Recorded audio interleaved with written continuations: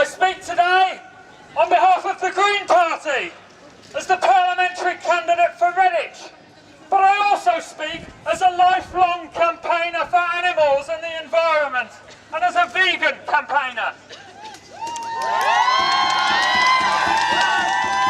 So this speech refers to wildlife and other animals as well as animals in vivisection laboratories, and I hope that's okay with you because all animals suffer, as we know.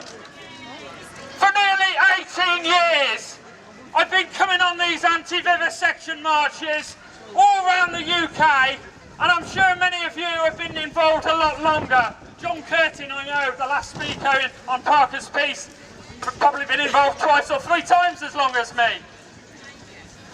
How many more of these marches will we have to keep coming on these marches in Cambridge, in Oxford and all around the country? For years, our campaigns were going so well that we really had the vivisection industry on the run. Lots of breeders were closing down, and we were on the verge of closing down hunting and life sciences. Who, as you know, were the biggest animal lab in Europe. But the Labour government saved them by providing essential banking and other services. And it was the same Labour government that went back on their promise to hold a Royal Commission into vivisection. And in the process, they let Barry Horn die in a hospital on a hunger strike. And it was that same Labour government who brought in a whole raft of new laws specifically designed to criminalise peaceful animal rights campaigners, resulting in many court cases, and lots of us went to prison, including myself and my mum for a while, but many for a whole lot longer. Shame on Labour.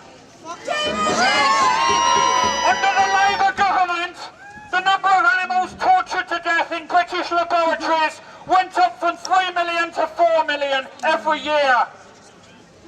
And the mass animal suffering and murder continues elsewhere too. Millions of animals on fur farms, fur which is sold right here in the UK. And of course we know about all the abuse and the suffering and murder in zoos, circuses, ground racing, horse racing, and of course the biggest murderers of all, the factory farming, meat and dairy industries. And wildlife too, not just here in the UK but all around the world. Conservationists say we're now experiencing the 6th great extinction, driven by habitat destruction, pollution, hunting and climate change. 50% of global wildlife has been wiped out in the last 40 years. How much longer are we going to wait for a government to start taking serious action to stop the needless suffering in the labs, to save wildlife, to save habitats and to save the planet? Who's going to open the cages and set the animals free?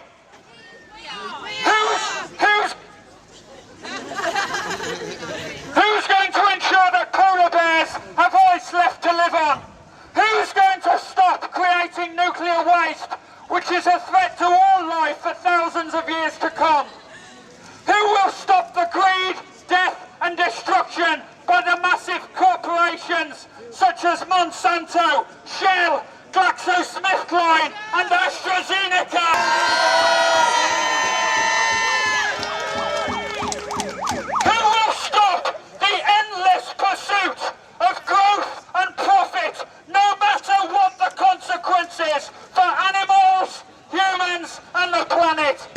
About the success of this campaign. Yeah, fine. We started this campaign a year ago. We asked grassroots organisers to take to the streets and to campaign in your When on local screen, area politics are there, against animal abuse. Okay, so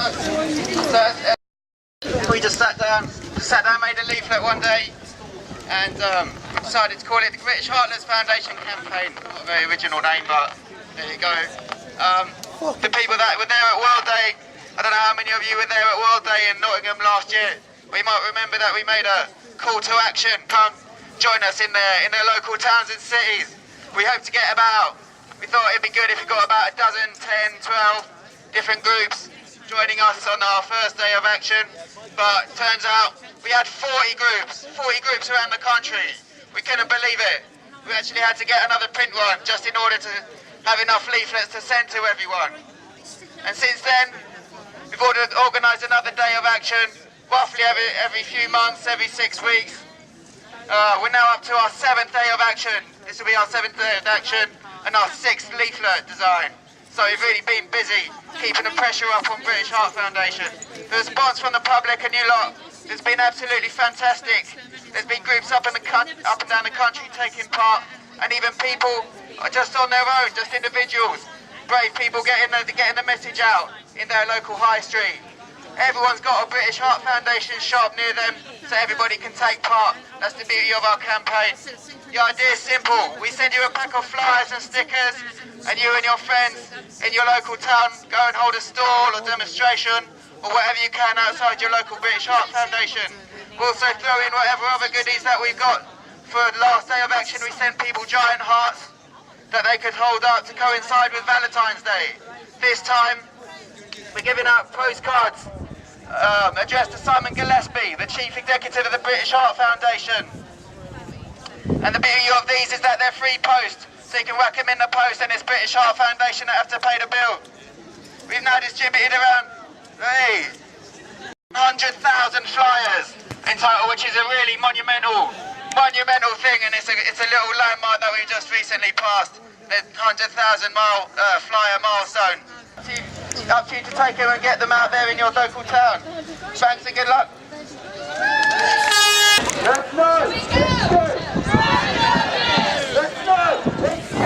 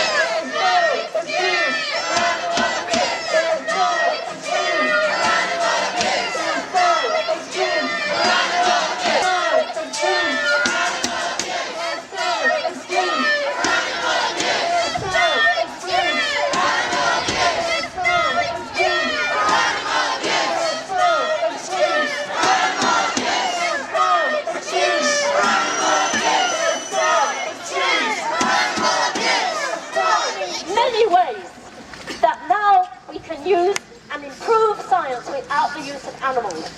But just look at this monkey, and I know you've all watched the videos. You've seen the struggling, the screaming.